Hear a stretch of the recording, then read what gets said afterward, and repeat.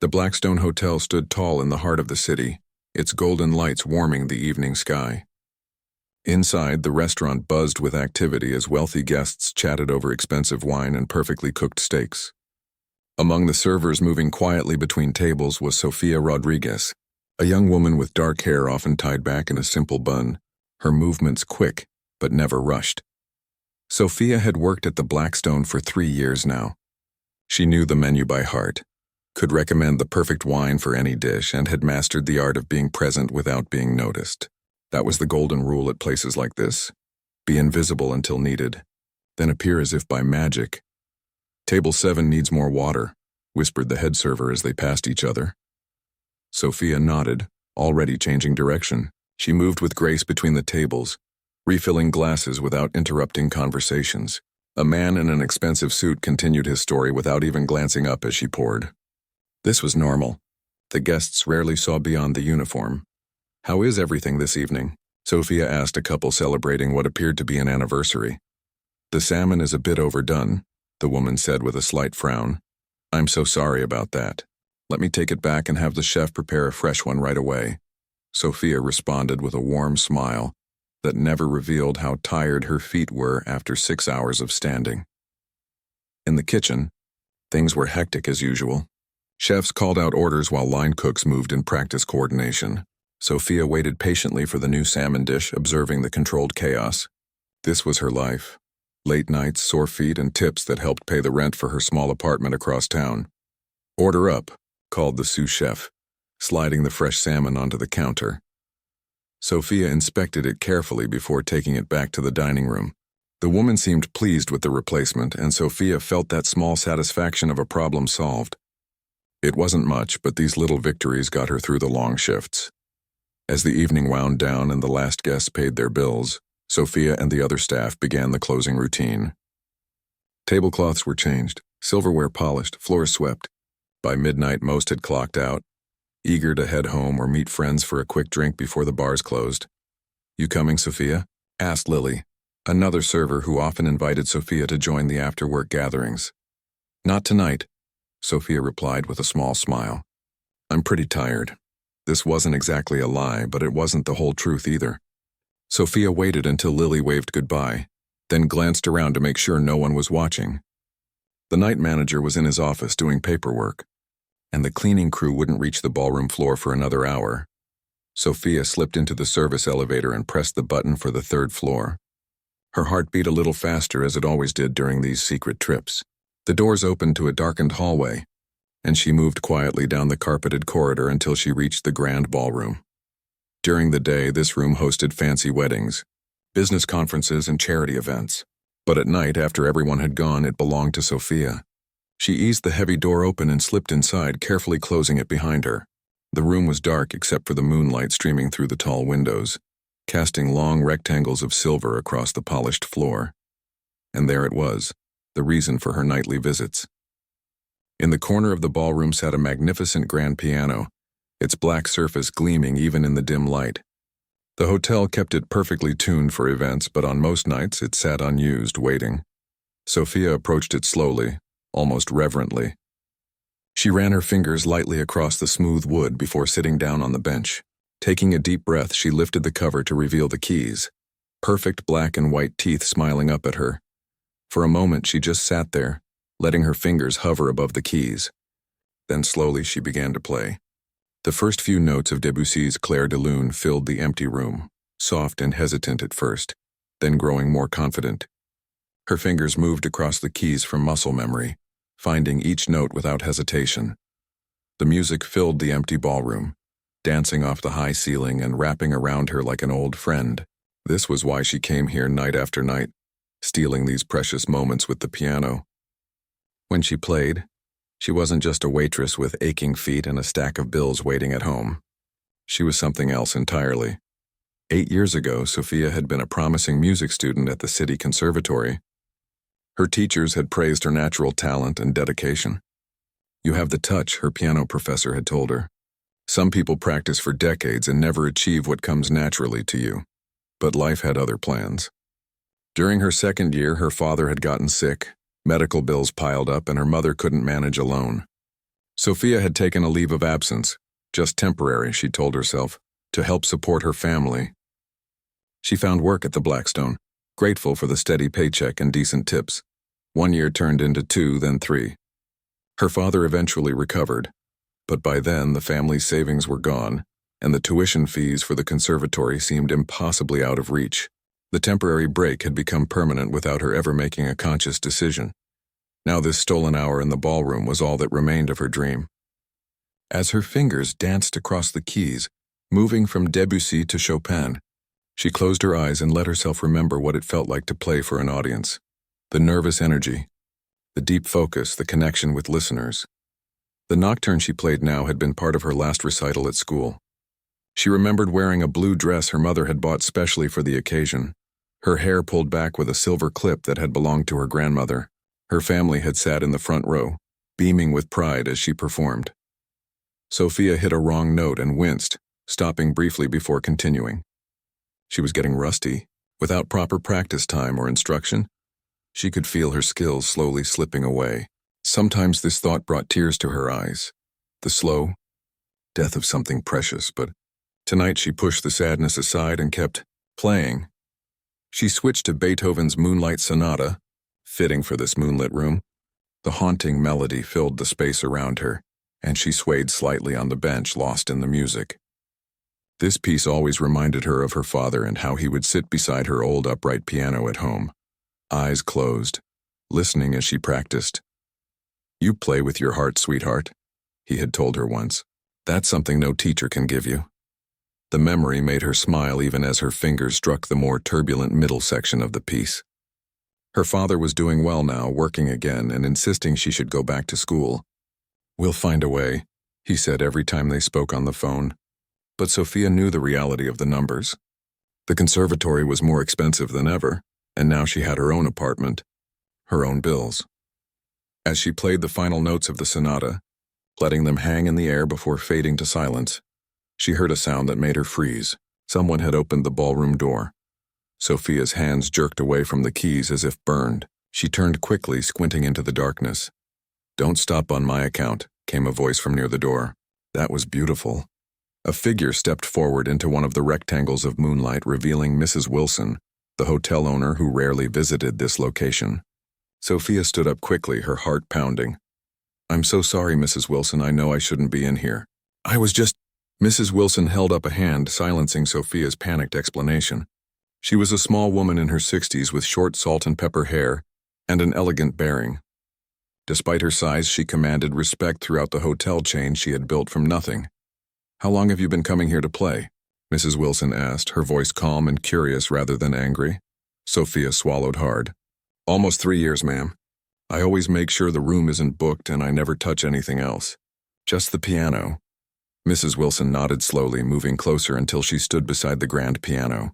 She ran her hand along its edge, much as Sophia had done earlier. "My husband bought this piano 20 years ago," she said softly. "He played, you know. Not as well as you, but he loved music." She looked up at Sophia with sharp eyes. "Where did you learn to play like that?" "I studied at the conservatory for 2 years," Sophia explained, relaxing slightly when it became clear she wasn't about to be fired.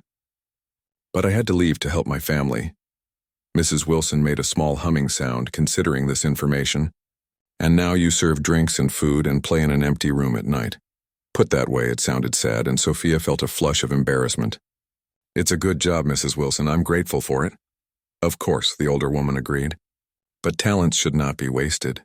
My husband always said that." They stood in silence for a moment, the moonlight painting them both in silver and shadow.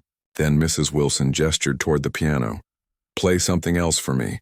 It wasn't a request so much as a gentle command. Sophia hesitated, then sat back down at the bench. With Mrs. Wilson watching, she chose Rachmaninoff's Prelude in C-sharp minor, a powerful piece that had always been one of her favorites. Her nervousness made her start too fast, but soon she found the right tempo, losing herself in the music once more. When she finished, Mrs. Wilson was smiling, a thoughtful look in her eyes. "We have an event next weekend," she said. "A charity gala for the symphony orchestra. There will be many important people attending." She paused, studying Sophia's face. The pianist we hired will play during dinner, but we need someone for the cocktail hour. Would you be interested? Sophia stared at her employer, certain she had misheard. You want me to play? At the gala? Unless you'd prefer to serve drinks, Mrs. Wilson replied with a raised eyebrow. No. I mean, yes, I'd love to play.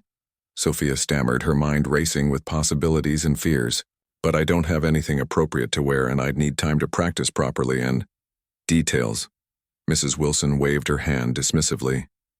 We can manage details. What matters is that no one should hide their light.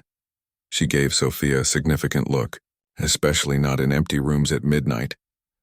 As Mrs. Wilson turned to leave, she added over her shoulder, Come see me tomorrow after your shift. We'll discuss the program you'll play. Then she was gone, the ballroom door closing softly behind her, leaving Sophia alone with the piano and the moonlight and a feeling that something important had just happened. A door opening somewhere that had been closed for far too long.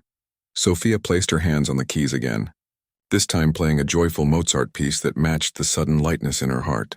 For the first time in years, someone would be listening, and that changed everything. The week that followed Mrs. Wilson's unexpected offer was the strangest of Sophia's life. By day, she continued serving tables at the Blackstone, taking orders and refilling water glasses. But everything felt different now. She moved through the restaurant with a new energy, a sense of purpose that made even the most tedious tasks bearable. You seem happy, Lily commented as they folded napkins together during a slow afternoon shift. Did you win the lottery or something? Sophia smiled, not quite ready to share her news. What if something went wrong? What if Mrs. Wilson changed her mind? Better to keep it quiet for now. Just feeling good today, she said with a shrug. After her shift that first day, Sophia had gone to Mrs. Wilson's office as instructed. She'd never been inside before and was surprised by how warm it felt. Bookshelves lining one wall, family photos on the desk, a small painting of the original Blackstone Hotel from the 1930s hanging above a comfortable-looking couch. Mrs. Wilson had gotten straight to business. The gala is this Saturday evening, she'd explained. Cocktail hour starts at 7. You'll need to prepare about 45 minutes of music. Sophia had nodded, her mind already racing through possibilities. Classical pieces would be best for this crowd, but nothing too heavy for a cocktail hour. There's one more thing, Mrs. Wilson had added, opening a drawer in her desk. She pulled out an envelope and handed it to Sophia. For a proper dress. I can't have my pianist performing in a server's uniform. Inside the envelope was $500 in cash.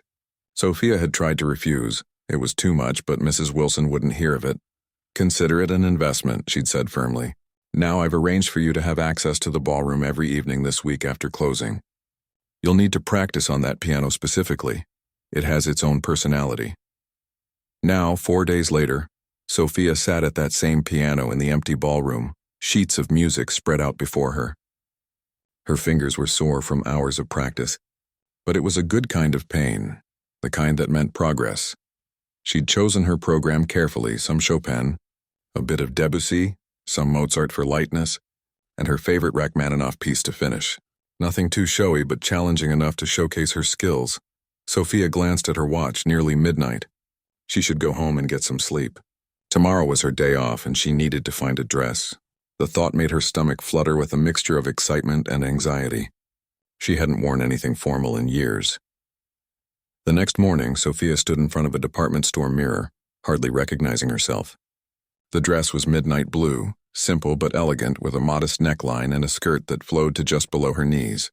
It was the most expensive piece of clothing she'd ever owned, even with the store's discount.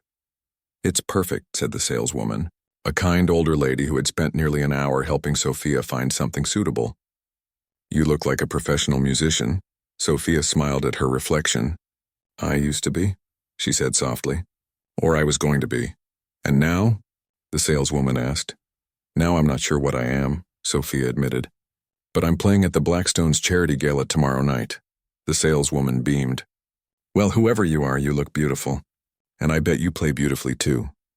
That night, Sophia had trouble sleeping.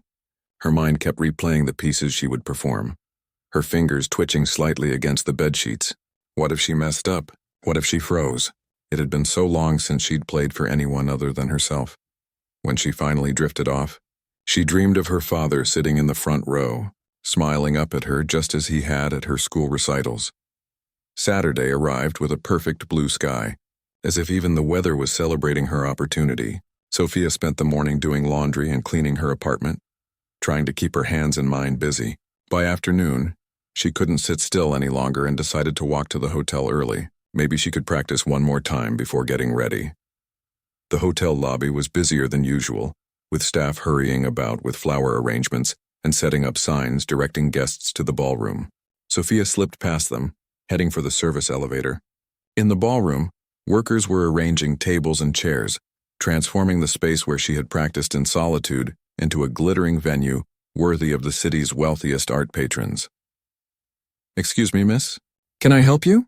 A man in a suit approached her, clipboard in hand. I'm the pianist for cocktail hour," Sophia explained, feeling oddly embarrassed. "I was hoping to practice a bit more." The man checked his clipboard. "Ah, yes, Ms. Rodriguez, I'm Tom, the event coordinator. The piano has been moved to the terrace for cocktails." He gestured toward the glass doors leading outside. "You're welcome to practice there, but we have sound checks scheduled in 30 minutes. Sophia thanked him and made her way to the terrace. The grand piano had indeed been moved, positioned perfectly with the city skyline as its backdrop. It looked even more magnificent in the afternoon sunlight than it had in the moonlit ballroom. She sat down, adjusting the bench, and played a few scales to warm up. The piano sounded different out here, the notes carried away by the gentle breeze rather than bouncing off the ballroom's high ceiling. She would need to play with more force. As she began running through parts of her program, hotel staff moved around her, setting up high tables and arranging flowers. None of them paid her much attention, which was both a relief and strangely disappointing. But then they didn't know. To them, she was just the hired entertainment, not a waitress who usually served drinks at these events. "Water?" A young server appeared at her side, offering a glass. "Thank you," Sophia said, taking it gratefully. She recognized the girl from the restaurant, Zoe, who had started just a month ago. Zoe didn't seem to recognize her, though, and moved on to offer water to the sound technicians. By 6 o'clock, Sophia was in a small changing room off the main hotel hallway, carefully applying makeup and pinning up her hair. Mrs. Wilson had arranged for her to use this space to prepare, another kindness that Sophia hadn't expected. A knock at the door startled her. "10 minutes, Ms. Rodriguez," called Tom's voice. "Thank you," she called back, her heart suddenly racing. This was real. This was happening.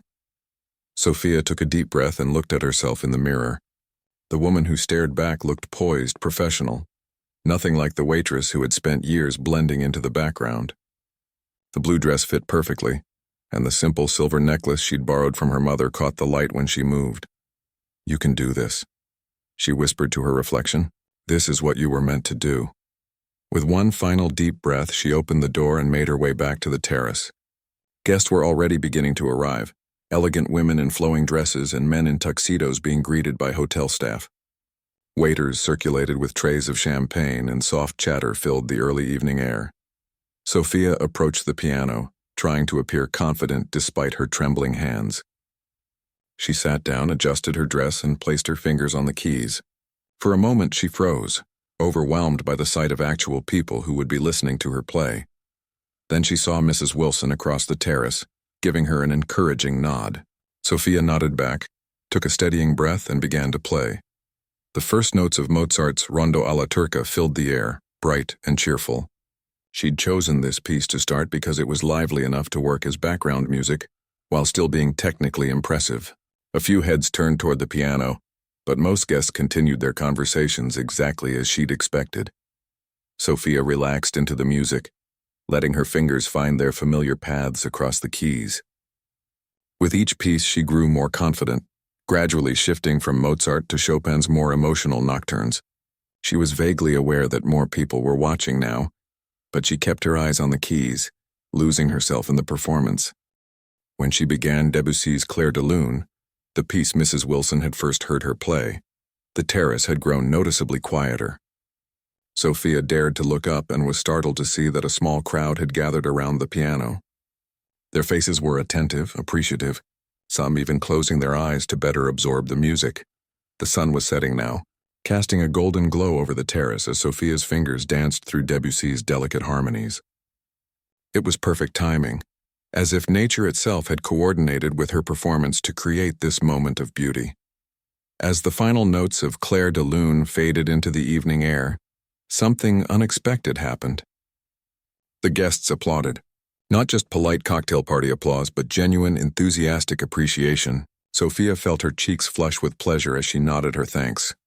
"Bravo," said an older gentleman standing near the piano. Magnificent control on the pianissimo passages. "Thank you," Sophia replied, surprised that someone would comment so specifically on her technique. "Are you with the symphony?" a woman in a red dress asked. Before Sophia could answer, Tom appeared at her side. "Ladies and gentlemen, dinner will be served in the main ballroom in 15 minutes, Ms. Rodriguez. We'll continue playing until then." Sophia smiled gratefully at Tom for the rescue and positioned her hands for her final piece, the Rachmaninoff. As the powerful opening chords rang out, she noticed more guests drifting toward the piano, champagne glasses in hand, conversations forgotten. Among them was a tall, distinguished man with silver hair who watched her with unusual intensity. There was something familiar about him, but Sophia couldn't place it. He stood perfectly still, unlike the other guests who swayed slightly to the music or whispered to each other. When she finished the Rachmaninoff with a flourish, the applause was immediate and loud. Sophia stood and gave a small bow, her heart pounding with excitement and relief. She had done it. She had played for a real audience again, and they had listened, really listened. As guests began moving toward the ballroom for dinner, the silver-haired man approached the piano. Up close, Sophia could see he was older than she'd first thought, perhaps in his 70s, with keen blue eyes and an elegant posture. "Young lady," he said, his voice deep and slightly accented. "That was quite remarkable. Where did you study?" "At the City Conservatory," Sophia replied. "But only for 2 years." He raised his eyebrows. "Only 2 years? And who was your teacher?" "Professor Abrams," she said. The man's face lit up with recognition. "Ah, Joseph. He's an old friend. I must tell him what his student has become." He extended his hand. "I'm Victor Levinson." Sophia's heart nearly stopped as she shook his hand. Victor Levinson, the conductor of the City Symphony Orchestra, whose name was on the very gala program sitting on top of the piano. "It's an honor to meet you." "Maestro Levinson," she managed to say. He smiled at her shocked expression. "The honor is mine. Now tell me, why are you playing at hotel events instead of on a proper concert stage?" Before Sophia could form an answer, Mrs. Wilson appeared beside them. "I see you've met our hidden treasure, Maestro," she said warmly. "Indeed," he replied, still looking at Sophia with those piercing eyes. "Though why such a treasure remains hidden is beyond me." Sophia looked between them, feeling as though she had stepped into someone else's life. Just 1 week ago, she had been sneaking into an empty ballroom to play in secret. Now she was standing on a terrace in a blue dress talking to the conductor of the symphony. "Perhaps we should continue this conversation over dinner," Mrs. Wilson suggested, giving Sophia a meaningful look. "I believe Ms. Rodriguez has earned a place at our table tonight, don't you think, Maestro?" "Absolutely," he agreed. "I have many questions for this young pianist." As they guided her toward the ballroom, Sophia caught a glimpse of Lily and some of the other servers watching her with wide, confused eyes. She gave them a small wave, knowing she would have a lot of explaining to do tomorrow, but tonight belonged to the music. And for the first time in years, Sophia dared to wonder if perhaps her dream wasn't as far out of reach as she had thought. Sophia had never sat at a table like this before. Crystal glasses caught the light from overhead chandeliers. Silverware gleamed against crisp white tablecloths, and elegant flower arrangements perfumed the air. Just hours ago, she would have been the one serving these people their meals, invisible in her black and white uniform. Now, dressed in her blue gown, she sat between Mrs. Wilson and Maestro Levinson at the head table, trying to remember which fork to use for the salad. "Just work from the outside in," Mrs. Wilson whispered, noticing her hesitation. Sophia smiled gratefully and picked up the correct fork. Around the table sat board members from the symphony, wealthy donors, and a renowned violinist who was the evening's headline performer. They all spoke about music with such easy familiarity, dropping names of composers and conductors as if discussing old friends. "So, Ms. Rodriguez," said an older woman across the table, Maestro Levinson tells us you studied at the conservatory. Do you perform regularly? Sophia took a sip of water, buying herself time. How should she answer? The truth seemed too mundane for this glittering crowd. Actually, Mrs. Wilson answered before Sophia could speak, Ms. Rodriguez works here at the Blackstone. There was a moment of confused silence. As a music director? Someone asked. As a waitress, Mrs. Wilson said simply, though after tonight's performance I suspect that may change. Sophia felt her cheeks grow warm, as all eyes turned to her with new interest. Fascinating, said the older woman, leaning forward. How did you end up working here instead of pursuing music? This time Sophia answered for herself. Life happened, she said with a small smile. My father got sick during my second year at school. I needed to help support my family, so I took a break from studying. I was lucky to find work here. And you've continued practicing all this time? Maestro Levinson asked. Sophia nodded. When I can, usually late at night in the ballroom when no one's around. She glanced at Mrs. Wilson. At least until Mrs. Wilson caught me last week. And a good thing I did, Mrs. Wilson said, raising her glass. To hidden talents and second chances. Everyone raised their glasses and Sophia felt a lump form in her throat. These people were toasting to her. Sophia Rodriguez, the waitress who played piano in secret. As dinner progressed, the conversation flowed easily. Sophia found herself discussing interpretation of Chopin with the violinist, who seemed genuinely interested in her perspective. The pressure she'd felt earlier began to fade. These were just people who loved music, same as her.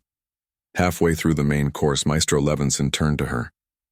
Tell me, Ms. Rodriguez, what piece would you choose if you could perform anything with a full orchestra behind you? Sophia didn't have to think. Rachmaninoff's Piano Concerto No. 2, she said immediately. I've dreamed of playing it since I was 12. He nodded approvingly. Ambitious. The technical demands are considerable. It's not just the technical aspects, Sophia explained, forgetting her nervousness in her enthusiasm. It's how it builds, how it tells a story of struggle and triumph. The piano and orchestra have this conversation that feels like two sides of the same soul. Maestro Levinson's eyes lit up. Exactly. That's precisely what Rachmaninoff intended. Most pianists get caught up in the virtuosic elements and miss the narrative entirely. They continued discussing music throughout dinner, and Sophia was surprised to find herself holding her own in these conversations. Years of practicing alone hadn't dulled her understanding or passion. If anything, they had deepened. As the dinner plates were cleared away, Mrs. Wilson excused herself to check on the evening's other arrangements. The headline performer left to prepare for his performance, and gradually, the table emptied until only Sophia and Maestro Levinson remained. Ms. Rodriguez, he said, his tone more serious now. I have a proposition for you. Sophia's heart skipped a beat. Yes? The symphony has a young artist program. It provides mentorship, performance opportunities, and a small stipend to promising musicians who might not otherwise have access to professional development. She leaned forward, hardly daring to breathe. We have an opening for a pianist, he continued. Based on what I heard tonight, I'd like to offer you an audition. An audition? Sophia repeated, her voice barely above a whisper. He nodded. It would be a formality, I think, but protocol must be followed. The program includes weekly private lessons with me or one of our other pianists, participation in master classes, and eventually, performance opportunities. I don't know what to say, Sophia stammered. Say yes, Maestro Levinson smiled. The audition is next Thursday at the Symphony Hall. 3 pieces of your choice, including at least one from the Romantic period. But I work Thursday evenings, Sophia said automatically, then immediately wanted to kick herself. Here was the opportunity of a lifetime, and she was worried about her waitressing shift. I'm sure Mrs. Wilson would give you the evening off, he said with a knowing smile. In fact, I suspect she might insist on it. Before Sophia could respond, a young man in a suit approached their table. Excuse me, Maestro, they're ready for your introduction of tonight's performer. Maestro Levinson stood. Think about it, Ms. Rodriguez, you have real talent. It would be a shame to let it go to waste. He handed her a business card. Call my assistant on Monday to confirm the audition time. Then he was gone, walking toward the small stage that had been set up at the front of the ballroom. Sophia remained seated, staring at the card in her hand. Was this really happening? She was so lost in thought that she didn't notice Lily approaching until her colleague was standing right beside her. "So," Lily said, arms crossed, "care to explain why you're sitting at the VIP table in a fancy dress instead of helping us serve the chocolate mousse?" Sophia looked up, startled. "Lily, it's a long story." "I bet it is," Lily said, but her expression was more curious than angry. "The whole staff is talking about you. Pavel from the kitchen said he saw you playing the piano earlier, but no one believed him." "It's true," Sophia admitted. "Mrs. Wilson heard me playing last week and asked me to perform for cocktail hour." Lily's eyes widened. "And now you're having dinner with the conductor of the symphony? Girl, you've been holding out on us." Despite her overwhelming emotions, Sophia had to laugh. "Trust me, I'm just as surprised as you are." "Well, don't forget us little people when you're famous," Lily teased, then grew more serious. "Really, though, that's amazing, Sophia. I had no idea you could play like that." "Thanks," Sophia said. "Listen, about tonight's shift, don't worry about it," Lily interrupted. "Mrs. Wilson already told us you're off duty. Just enjoy your fancy dinner." She gestured toward the stage where Maestro Levinson was beginning his introduction. "I should get back to work. But you owe me all the details tomorrow." As Lily hurried away, Sophia tucked the business card carefully into her small purse. The violinist had taken the stage now, his instrument gleaming under the lights. The ballroom quieted as he began to play, the pure soaring notes of his violin filling the space. Sophia closed her eyes, letting the music wash over her. For the first time in years, she allowed herself to imagine a different future, one where she returned to the world of music not just as a listener, but as a performer. The following morning, Sophia woke early despite having been at the gala until nearly midnight. She'd been too excited to sleep well, her mind replaying every moment of the evening, every word Maestro Levinson had said about the young artist program. She made herself a cup of coffee and sat by her apartment window, watching the city come to life. Sunday mornings were usually quiet in her neighborhood, but today she noticed details she'd never paid attention to before. The way sunlight played on the buildings across the street, the rhythm of cars passing below, the distant church bells calling people to service. Everything seemed more vivid, more meaningful. Her phone buzzed with a text message. It was from her mother. "How did it go last night? Call me." Sophia hadn't told her parents much about the gala, just that she'd been asked to play piano for a special event. She didn't want to get their hopes up. Her father had always believed she would return to music someday, and she couldn't bear to disappoint him again if this turned out to be nothing more than one magical evening. But now, with Maestro Levinson's business card sitting on her kitchen counter, she allowed herself to hope that maybe, just maybe, this was the beginning of something real. She called her mother, who picked up on the first ring. "Sophia, tell me everything." For the next 20 minutes, Sophia recounted the events of the gala. From her performance on the terrace to dinner with the symphony board, to Maestro Levinson's offer of an audition. "Oh, Misha," her mother said, her voice thick with emotion, "your father will be so happy when he hears this. He always said your talent was too special to stay hidden forever." "It's just an audition, Mom," Sophia cautioned, trying to keep her own excitement in check. "Nothing is guaranteed." "But it's a chance," her mother insisted. "That's all we ever wanted for you, a chance to show the world what you can do." After promising to come for dinner that evening to tell her father the news in person, Sophia hung up and began getting ready for the day. She had a shift at the Blackstone starting at noon, and she wasn't sure what to expect. By now, the entire staff would know about her performance at the gala. When she arrived at the hotel, the first person she saw was Tom, the event coordinator, who was checking out of the ballroom with his clipboard. "There she is," he called when he spotted her. "Our secret virtuoso." Sophia smiled awkwardly, unused to such attention. "Just doing my job." "Two jobs, apparently," Tom replied with a wink. "Mrs. Wilson wants to see you, by the way. She's in her office." Sophia's stomach tightened. What if Mrs. Wilson was upset that she'd been invited to the VIP table? What if the whole thing had been a one-time event and now she was expected to go back to being just a waitress? She knocked on Mrs. Wilson's office door, heart pounding. "Come in," called the familiar voice. Mrs. Wilson was seated behind her desk, reading glasses perched on her nose as she reviewed some paperwork. She looked up and smiled when she saw Sophia. "Ah, there you are. Please sit down." Sophia sat, hands folded in her lap to keep them from fidgeting. "First of all," Mrs. Wilson began, You were wonderful last night. I've received numerous compliments about our pianist from the guests. Thank you for giving me the opportunity, Sophia said sincerely. It meant the world to me, Mrs. Wilson nodded. Maestro Levinson was particularly impressed. He told me about the Young Artists program. He offered me an audition, Sophia confirmed, for this Thursday. Excellent, Mrs. Wilson said, removing her glasses. Then we need to discuss your schedule here. Here it comes, Sophia thought. She's going to tell me I need to choose between my job and the audition. If you're accepted into the program, Mrs. Wilson continued, you'll need more flexibility than your current position allows. I'd like to offer you a new role. Sophia blinked in surprise. A new role? As our house pianist, Mrs. Wilson explained.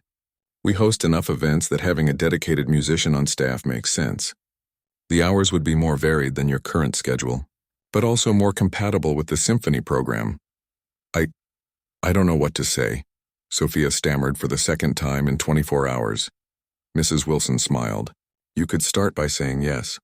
The position would include benefits and a salary increase, of course. Yes, Sophia said quickly. Absolutely yes. Thank you, Mrs. Wilson. Don't thank me, Mrs. Wilson replied, rising from her desk. This is a business decision as much as anything.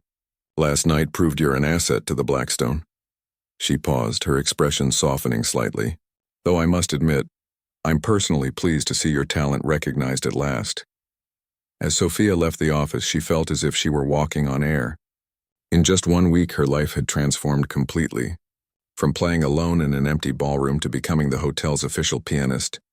From abandoning her music education to auditioning for the symphony's Young Artists program, it seemed impossible, like something from a dream. But the business card in her pocket was real. The new position was real. And the music. The music had been real all along, waiting patiently for its moment to be heard.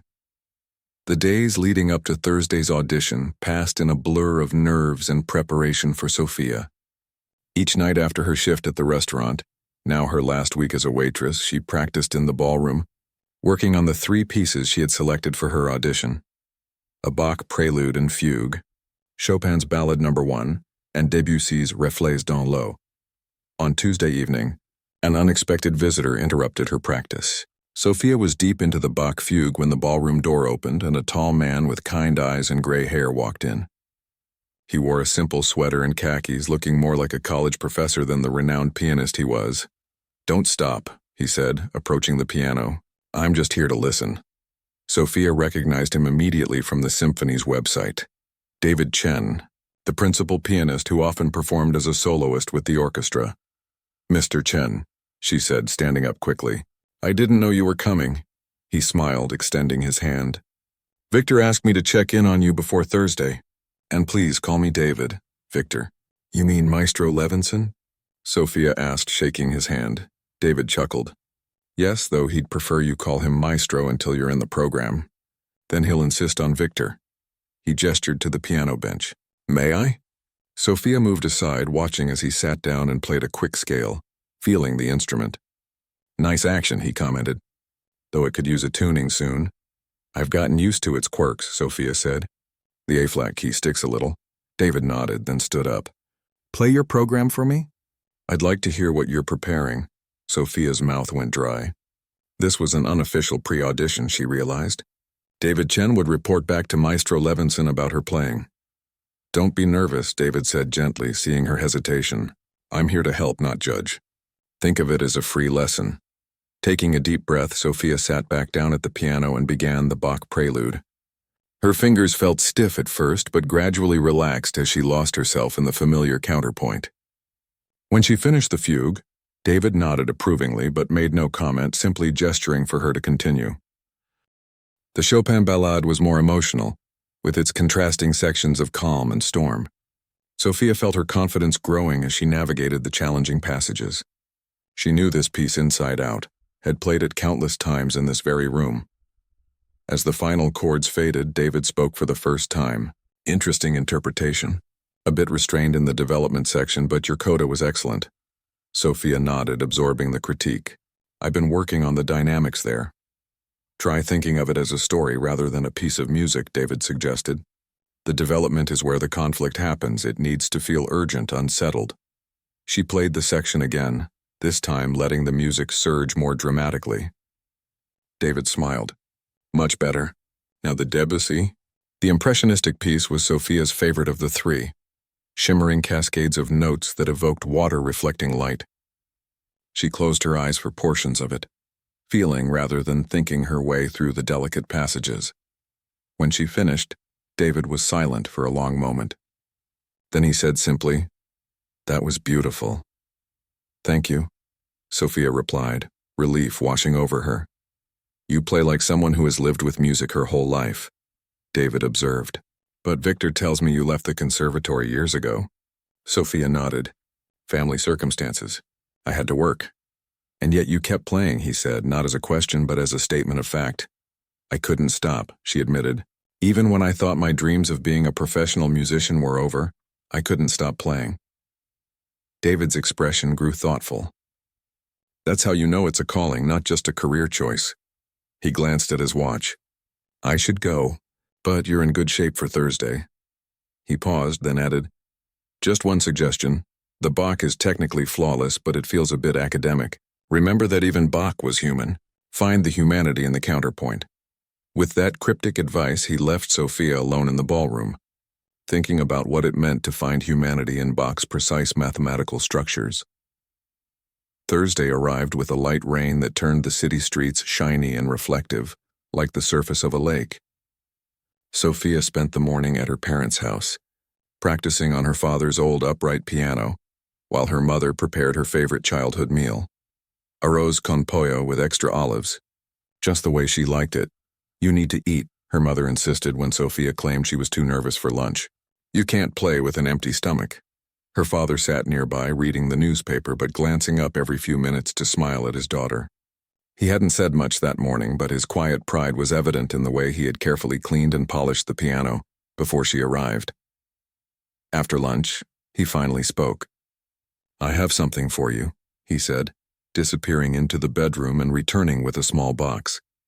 Inside was a delicate silver bracelet with a tiny piano charm. "Papa," Sophia whispered, touching it gently. "It's beautiful. I bought it when you got accepted to the conservatory," he explained. "But then with the hospital bills and everything else, I pawned it. Last week I finally had enough to get it back." Tears filled Sophia's eyes as she fastened it around her wrist. "You knew," she said. "You knew I'd find my way back to music?" He shrugged, embarrassed by her emotion. "I just knew you were too good to be serving coffee forever." At 3 o'clock, Sophia arrived at Symphony Hall, a grand building in the heart of downtown that she had visited many times as a student, but never as a performer. The security guard directed her to a small practice room backstage, where she could warm up before her audition. The room contained a well-used upright piano, not nearly as nice as the grand she was used to at the hotel, but Sophia wasn't concerned. She ran through a few scales and technical exercises, then played brief sections of each audition piece, focusing on the passages David had helped her refine. At exactly 4 o'clock, an assistant came to escort her to the main stage. "They're ready for you," the young woman said with an encouraging smile. Walking onto the vast stage of Symphony Hall was both terrifying and exhilarating. The auditorium was empty except for 3 people sitting about halfway back. Maestro Levinson, David Chen, and a woman Sophia didn't recognize, presumably another faculty member from the Young Artists program. The grand piano on stage was magnificent, a full concert Steinway that gleamed under the lights. Sophia approached it with reverence, adjusting the bench and taking a moment to feel the weight of the keys before she began. "Whenever you're ready." "Ms. Rodriguez," called Maestro Levinson, his voice echoing slightly in the empty hall. Sophia took a deep breath, thinking about David's advice to find the humanity in Bach. As she began the prelude, she tried to imagine the composer, not as the stern-faced portrait in music history books, but as a man who loved his family, who felt joy and sorrow, who put those emotions into seemingly mathematical patterns of notes. The acoustics of the hall were perfect, carrying each note clearly to the farthest corners. Sophia felt the piano responding differently than the one at the hotel, more sensitive, more expressive.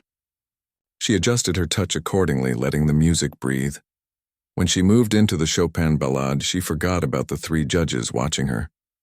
She forgot about the Young Artists program, forgot about her years away from formal music study.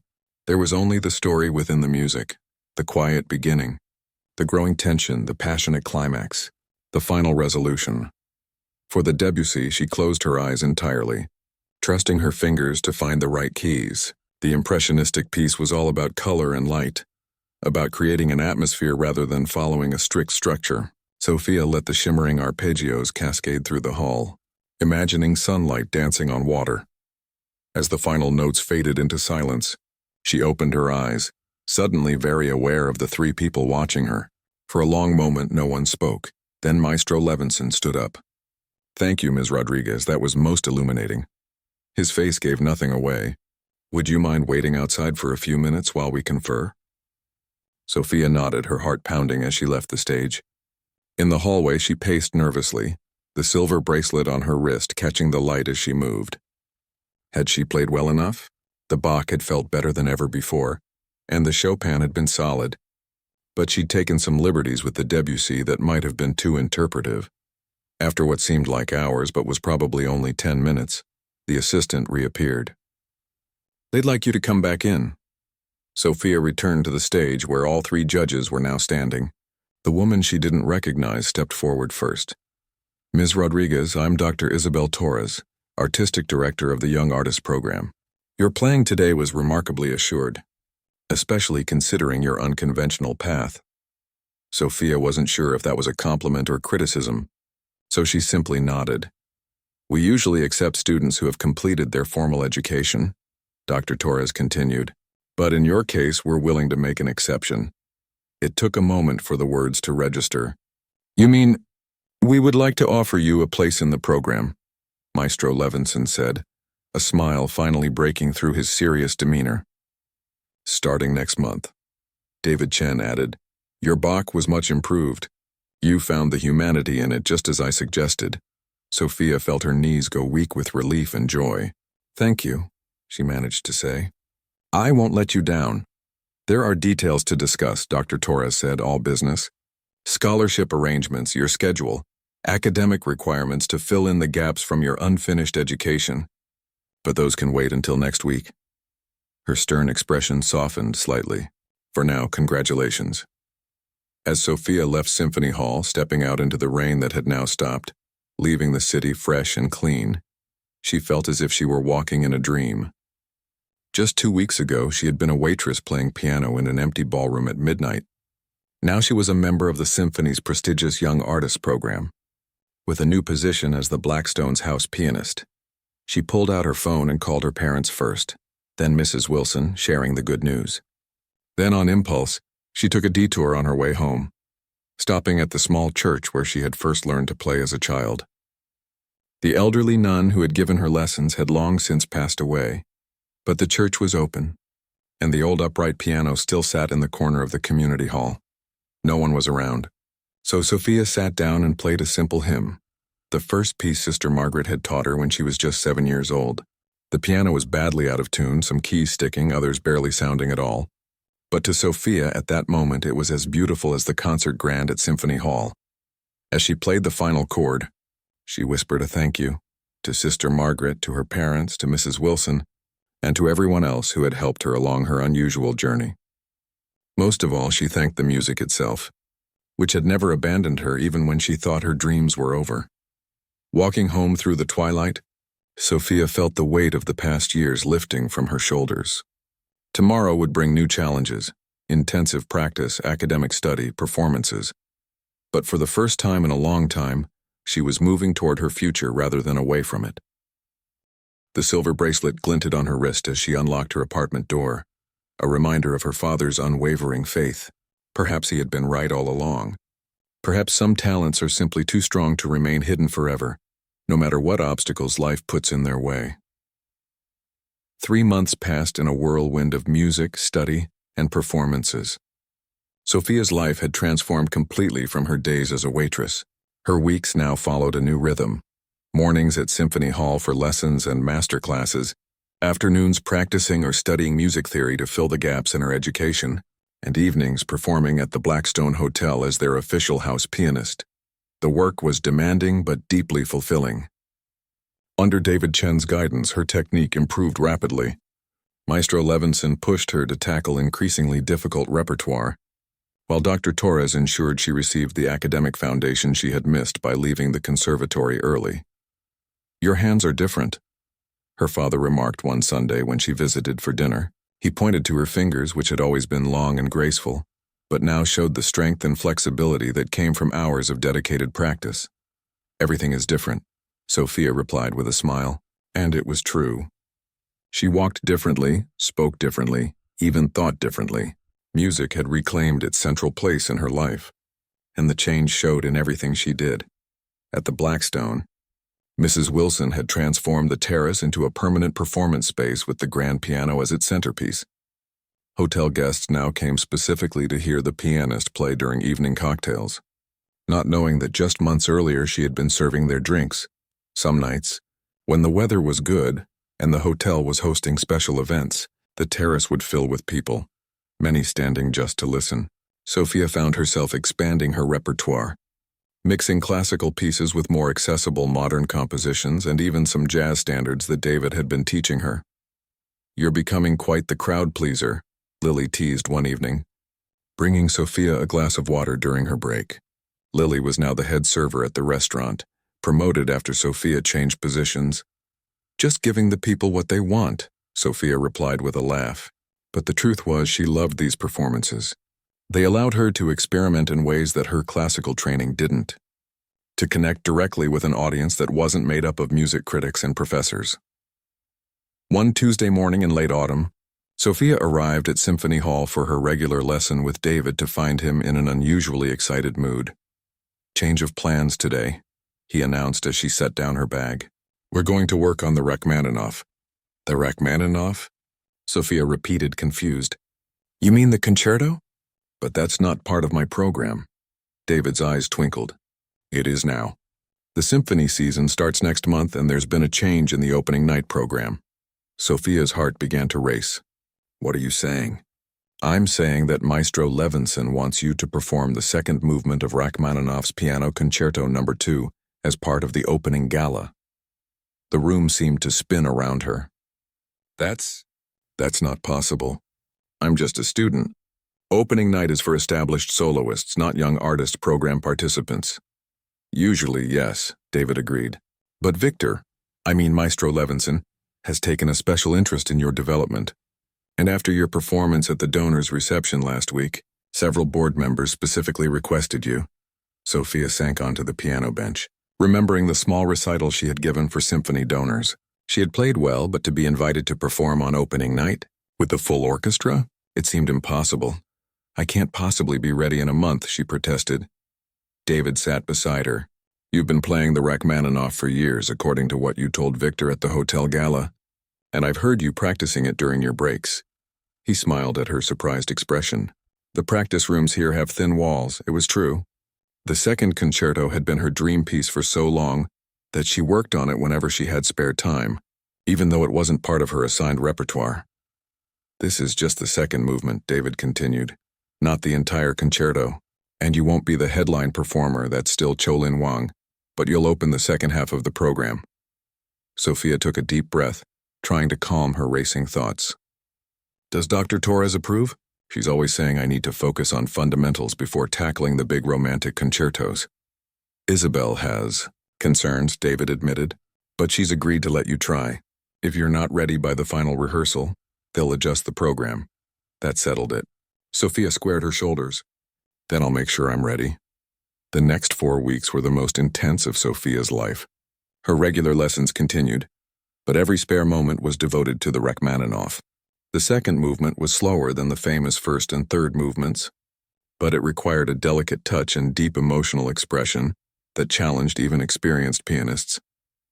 Mrs. Wilson reduced her performance schedule at the hotel to give her more practice time. Her parents took turns bringing her meals when she forgot to eat. Even Lily and the other hotel staff pitched in, creating a support Sophia schedule to make sure she had everything she needed. 2 weeks before the performance, Sophia had her first rehearsal with the orchestra. Standing backstage at Symphony Hall listening to the musicians tune their instruments, she felt a moment of pure panic. What was she doing here? She didn't belong on this stage with these professionals. Nervous? Asked a friendly voice behind her. Sophia turned to see an older woman with silver hair holding a violin. Terrified, Sophia admitted. The woman chuckled. Good. The day you stop being nervous is the day you should quit music. She extended her hand. I'm Helen, first violin. Sophia, piano, obviously. Ah, you're the hotel pianist everyone's talking about, Helen said with interest. I heard Maestro discovered you serving drinks at some fancy gala. Sophia smiled despite her nerves. Something like that. Well, don't worry about today, Helen advised. First rehearsals are always rough. Just remember we're all on your side, even Victor, though he may not act like it. As if on cue, Maestro Levinson's voice called from the stage. Ms. Rodriguez, we're ready for you. Taking a deep breath, Sophia walked onto the stage. The full orchestra sat before her, all eyes on the young pianist who had so unexpectedly joined their opening night program. The magnificent concert grand piano waited at the front of the stage, its lid raised to project the sound out into the hall. We'll take it from the beginning of the second movement, Maestro Levinson said, raising his baton. Remember, this is just a first reading. We're finding our way together. Sophia placed her hands on the keys and at Maestro's signal began to play the simple, haunting melody that opened the movement. After a few measures, the orchestra joined in, surrounding her piano line with rich, warm harmonies. The first run-through was indeed rough. Sophia missed a few entrances and the balance between piano and orchestra needed work. But there were also moments of real beauty, when everything aligned perfectly and the music soared through the hall exactly as Rachmaninoff had intended. Again, Maestro Levinson said when they reached the end. This time, Ms. Rodriguez, remember you're having a conversation with the orchestra, not playing a solo. They repeated the movement 4 times before he was satisfied. By the final run-through, Sophia had begun to feel the unique joy of playing with an orchestra, the give and take, the shared breaths, the way 70 individual musicians could become a single living entity, supporting her piano line. As the rehearsal ended and the musicians began to pack up their instruments, David appeared at her side. Well, how did it feel? Amazing, Sophia said honestly. Terrifying, but amazing. The next 2 weeks passed in a blur of rehearsals, practice sessions, and final preparations. The day before the performance, Dr. Torres summoned Sophia to her office. You've worked extremely hard, she said without preamble. Maestro Levinson and David both feel you're ready. And you? Sophia asked, detecting hesitation in the program director's tone. Dr. Torres sighed. I think this opportunity came too early in your development, but... She paused, her expression softening slightly. Sometimes talent demands to be heard, ready or not. Your technical preparation is excellent. Just remember to breathe tomorrow night. That evening, Sophia couldn't practice anymore. Her fingers knew the notes. Now she needed to rest her mind and body. She went to the small church where she had played after her audition, finding the same peace in its simple sanctuary. Sister Margaret had taught her more than just notes and scales in this room.